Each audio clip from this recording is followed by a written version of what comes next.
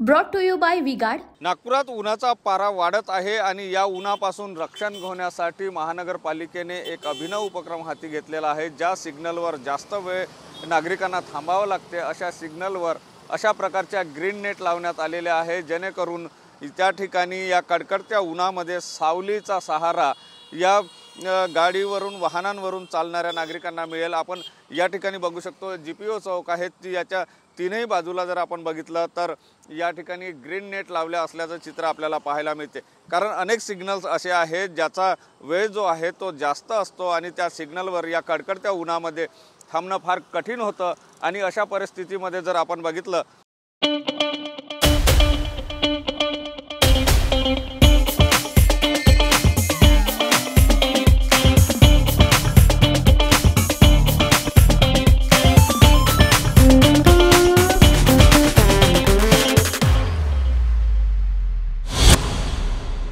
तर या ठिकाणी नागरिकांना त्याचा त्रास होत असतो आणि तोच त्रास कमी करण्याच्या दृष्टिकोनातून दादा काय सांगाल, या ग्रीन नेट लावल्या याचा कितपत फायदा होईल? काहीच नाही, कारण की टेम्परेचर खूप आहे नागपूरमध्ये आणि ग्रीन नेट लावल्यानंतर काय एवढं म्हणजे खूप 40-42च्या जवळपास जाते। त्याचा एवढा काही फायदा होणार नाही, फालतू खर्च करणं आहे आणि गव्हर्नमेंटचा पैसा वेस्ट करणं आहे।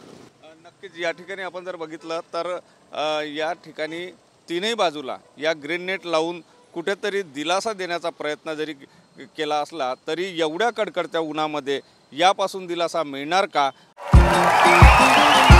देखिए उनका काम है अफवाह से गर्मी बढ़ाना और हमारा काम है माहौल को ठंडा रखना। हमारा नेता कैसा हो जो माहौल को रखे ठंडा वैसा हो। अब की बात वीगार्ड एयर कूलर का चमत्कार। असाही प्रश्न जो आहे तो या निमित्ताने उपस्थित होताना दिसतो आहे। मात्र महानगरपालिकेने काही का असेना परंतु एक पाऊल उचलत नागरिकांना कुठेतरी या ठिकाणी दिलासा देण्याचा हा प्रयत्न जो आहे तो केल्याचं चित्र आपल्याला पाहायला मिळते। आणि अशा प्रकारे वेगवेगळ्या सिग्नलवर जो सिग्नल जास्त वेळ चालतात अशा सिग्नलवर अशा प्रकारच्या ग्रीन नेट लावण्याचा हा प्रयोग नागपुरात करण्यात आला। कॅमेरामन सचिन सयामसह Sunil Dhage, TV9 Marathi, Nagpur. Brought to you by V-Guard.